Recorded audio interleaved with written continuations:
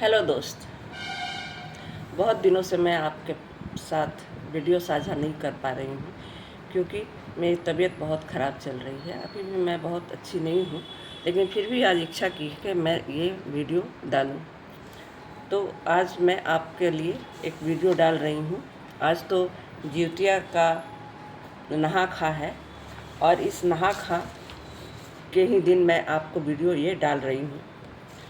तो दोस्तों, ये जिउतिया जो है सो आश्विन कृष्ण पक्ष अष्टमी को मनाई जाती है, जो पितृपक्ष के समय पड़ता है। और ये हमेशा आश्विन कृष्ण पक्ष अष्टमी को ही मनाई जाती है। लेकिन सप्तमी के दिन नहा खा की विधि है और इसमें सबसे ज़्यादा इम्पॉर्टेंट, जो सबसे ज़्यादा महत्वपूर्ण है, तो वो नहा खा का ही होता है। तो दूसरे दिन अष्टमी के दिन तो पूरा हम फास्टिंग करते हैं, निर्जला फास्टिंग करते हैं। लेकिन जो भी चीज़ इसमें करते हैं वो सप्तमी के दिन ही करते हैं। तो इसमें विधान है कि सप्तमी के दिन हम नहा धोआ करते हैं, नहा खा करते हैं। नहा खा के दिन हम सवेरे उठते हैं, बाल धो के अच्छे से नहाते हैं और साफ़ सुथरे कपड़े पहनते हैं। और फिर जो दान दक्षिणा करते हैं उसे छूने के लिए हम पहले ही रख देते हैं। जैसे छूने में लोग बहुत सारे जगह आटा है, दाल है, वो भी चना का दाल, हल्दी, और तो आटा, हल्दी, बहुत जगह उड़द भी डाला जाता है। उड़द के दाल और चने के दाल भी डालते हैं। तो अपने अपने जगह का महत्व है। तो आटा है, चना का दाल है या उड़द का दाल लीजिए, और सतपुतिया, नोनी का साग, हल्दी, इन सबों को रख दीजिए और नहा के आने के बाद इन सब को छू दीजिए। भगवान से आशीर्वाद लीजिए। इन सब को छू के आपको दान करना है। बहुत जगह लोग क्या करते हैं कि जिनके पास बाहर रहते हैं या जिनके पास दान देने की बहुत जगह नहीं है या कहाँ देने जाएंगे, तो वो लोग क्या करते हैं कि पैसे को छू देते हैं, पैसे छू के रख देते हैं, बाद में उसे मंदिर में जाके दे देते हैं। तो दान करने की विधि अलग अलग है। आप जैसे इसमें दान करने के बहुत जगह चूड़ा दही को भी छू के दान किया जाता है और अपने सामर्थ्य के अनुसार आप जो भी कर सकें इसमें किया जाता है। तो ये दान दक्षिणा किया जाता है स्नान ध्वान करने के बाद। फिर उसके बाद नोनी का साग या चने की दाल या उड़द की दाल या चना, साबुत चना या नोनी का साग, ये नहाने के बाद, इसे छूने के बाद घोंटा जाता है। तो नहाने के बाद सबसे पहले लोग नोनी का साग घोंटते हैं, चना जो है उसको घोंटते हैं या फिर उड़द जो है उसको घोंटते हैं। लेकिन अपनी सुविधा के अनुसार कहीं दाल और कहीं बहुत सारे तरीके हैं इसको, लेकिन मेन जो नोनी का साग ही होता है और चना होता है जो आदमी निगलता है। तो इस तरह से निगलने के बाद ही हम कुछ खाना खाते हैं या कुछ पानी पीते हैं। तो ये सप्तमी के दिन का हो गया। सप्तमी के दिन बाद में ओठगन लगाया जाता है, ओठगन बनाया जाता है। तो हर जगह कहीं ठकुआ का ओठगन लगता है या कहीं पुआ का ओठगन बनाया जाता है। तो जो पुआ का ओठगन बनाते हैं वो बनाते जाते हैं और अपने चूल्हे में, बहुत जगह हमने देखा है कि उसे ओठगन चूल्हे में ही लगा देते हैं। नहाने धोने के बाद जब ओठगन बनाते हैं तो चूल्हे में ही लगा देते हैं। लेकिन बहुत जगह हमने देखा है कि जो ठकुआ जहाँ बनता है वो शाम में सरगही के समय लगता है। तो जो सप्तमी होती है और अष्टमी के बीच में रात में 2 से 3 बजे के बीच जनरली जो सरगही लोग करते हैं, सरगही का वैसे विधान है नहीं, किसी पुस्तक में लिखी नहीं हुई है कि सरगही है। लेकिन चूँकि ये बहुत ही हार्ड होता है, निर्जला होता है, जिसमें पानी तक नहीं पिया जाता है, इसलिए अपने क्षुधा को कम करने के लिए, प्यास को कम करने के लिए 2 से 3 बजे सरगही लोग करते हैं, जिसमें और ओठगन बनाते हैं। ओठगन बना के शाम में ही रख लेते हैं। तो ओठगन में जब बनता है तो ठकुआ बनता है। ठकुआ जब बनता है तो सबसे पहले चीलों सियारों के लिए बनाया जाता है और चीलों सियारों के लिए बना के उसे अलग रख लिया जाता है। फिर जो ओठगन हम बनाते हैं अपने घर के लिए, अपने बच्चों के नाम से, वो ओठगन बना के फिर अलग रख लिया जाता है। इस तरह से गौ माँ के लिए भी एक ओठगन बनाया जाता है और उसको भी रख लिया जाता है। इस तरह से अलग रख लिया जाता है। फिर उस दिन पकवान बनाए जाते हैं, पूड़ी बनाए, पुआ बनाए, जो भी सरगही करना है उसको बनाते हैं। बहुत जगह चूड़ा है, दही है, इस सब से भी सरगही होता है। चूड़ा दही खाने का प्रथा इसलिए है कि वो पेट को ठंडा रखता है, तो इसलिए बहुत जगह चूड़ा दही भी खाया जाता है। दही खाने की प्रथा वैसे है।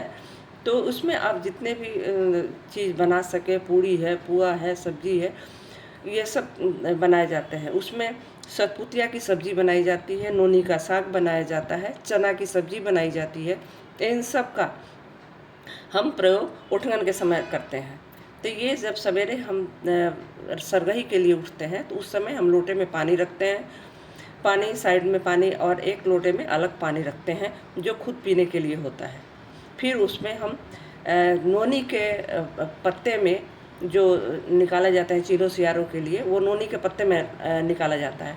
अगर नोनी का पत्ता नहीं मिला या फिर इसका जो नेनुआ का पत्ता है, झिगनी का पत्ता है, उसमें भी निकाला जाता है। अगर वो नहीं मिलता है तो ऐसे ही किसी भी प्लेट में आप निकाल सकती हैं। लेकिन जो विधि विधान जो पुराने जो चले आ रहे हैं उसमें नेनुआ का पत्ता या झिगनी के पत्ते में जो चीलो सियारों का जो खाना निकाला जाता है उसी में निकालने की प्रथा है। तो उसमें चीलो सियारों के लिए हम जब उठगन लगाते हैं तो उठगन लगाने के बाद सबसे पहले चीलो सियारों का हम निकालते हैं उसी में, और चीलो सियारों का जो ठकुआ बनाते हैं वो रख देते हैं। फिर जो भी हम सामग्री अपने खाने के लिए बनाए रखते हैं, जैसे पूड़ी है, नोनी की सब्ज़ी है, साग है या नेनुआ की सब्ज़ी है, चना की सब्ज़ी है, इन सबको चीलो सियारों को हम निकालते हैं। फिर गाय का ग्रास निकालते हैं, और इसमें पितरों का नहीं निकाला जाता है क्योंकि पितृपक्ष चलता है, इसलिए पितरों का निकालने की विधान नहीं है। तो इसमें गौ का निकाला जाता है, और गौ को निकालने के बाद उनकी पहले पूजा की जाती है। फिर जो लोटे में जो हम उठगन लगाते हैं उनकी पूजा की जाती है, धूप बत्ती दीप जलाए जाते हैं, और उसके बाद उनकी पूजा की जाती है। और फिर हम थोड़ा सा अलग होके फिर अपना खाना हम खाते हैं, सरगही करते हैं, खाना खाते हैं। जो भी पकवान हम बनाए हुए हैं उसका खाना हम ग्रहण करते हैं। इस तरह से हम उनको ग्रहण करते हैं। फिर दूसरे दिन उस दिन चाय पानी जो भी पीना होता है हम पी लेते हैं रात में ही। दूसरे दिन निर्जला करते हैं जिसमें पानी और आहार कुछ नहीं लेना होता है, तो उस दिन कुछ नहीं लेते हैं। फिर दूसरे दिन हम जितबंधन गोसाई की पूजा करते हैं। जितबंधन गोसाई जो कहा जाता है, जो हमारे यहाँ बनता है, जितने बच्चे हैं, जितने जो बेटे हैं बेटियां हैं उसके अनुसार हम धागे का गांठ लगा हुआ बनते हैं। आजकल जो मार्केट में मिलता है मैं ये बताने जा रही हूँ। ये देखिए इस तरह के जितिया मिलते हैं, बल्कि मेरे पास भी मैंने भी बनाया है, सोने की जितियाँ मैंने बनाई हुई है। लेकिन आजकल जो बनते हैं जितिया या मार्केट में जो मिलते हैं वो इस तरह का मिलते हैं। तो लोग कहा जाता है कि जितने भी आपके पास बच्चे हैं वो आप उस तरह से ले आइए और उनकी पूजा अर्चना कीजिए, इन पर धूप दीप जलाइए, नैवेद्य चढ़ाइए, और फिर इनकी पूजा कीजिए।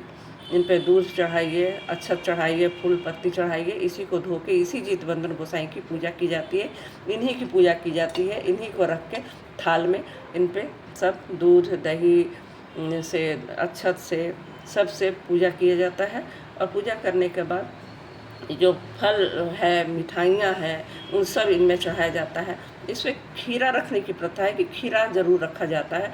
खीरे को पुत्र के समान माना जाता है तो इसलिए रखा जाता है। बहुत जगह लड़की और लड़का में भेद किया जाता है, लेकिन ऐसा नहीं है। लड़की या लड़का सभी है, संतान के लिए किया जाता है। और आप भी इस पर्व को कीजिए। और फिर इसकी कथा सुनी जाती है। कथा का बहुत ही महत्व है। तो कथा अगर मैं बताने लगूँगी तो वीडियो बहुत लंबा हो जाएगा, इसलिए मैं इसको कथा नहीं सुना रही हूँ, मैं फिर कभी बताऊँगी। तो कथा सुनाई जाती है, और कथा जितबंधन गोसाई को सुनाई जाती है। और फिर जो कथा सुनाने के बाद जो जितिया है उसको हम धो के और फिर हम अपने गले में धारण कर लेते हैं। तो इस तरह से जितिया मनाई जाती है। और इसका पारण नवमी में किया जाता है, क्योंकि नवमी का पारण ही महत्वपूर्ण होता है। तो इस तरह से इस जितिया को किया जाता है। तो दोस्तों, इस बार की जो जितिया पड़ रही है वो 14 तारीख को पड़ रही है, और अश्विन कृष्ण पक्ष सप्तमी को नहाखा है, और अष्टमी को 14 तारीख को जितिया पड़ रही है। 14 तारीख को मनाइए और 15 तारीख को नवमी में आप पारण कीजिए। तो इस तरह से ज्योतियाँ मनाइए। ये 2025 की ज्योतियाँ है, आप मनाइए। और सूर्य भगवान से भी आशीर्वाद लीजिए, सूर्य भगवान को भी जल डालिए और उनसे भी आशीर्वाद लीजिए। जितेंद्र गोसाई से आशीर्वाद लीजिए, हमारे संतान, हमारे बाल बच्चों की अच्छी उम्र दें, सुख समृद्धि दें और हम सब बाल बच्चा की खुशियाँ मनाए रखें। इस तरह से आशीर्वाद कीजिए, आशीर्वाद की कामना कीजिए और आप कीजिए और मैं भी करती हूँ। तो आज के लिए दोस्त इतना ही। नमस्कार।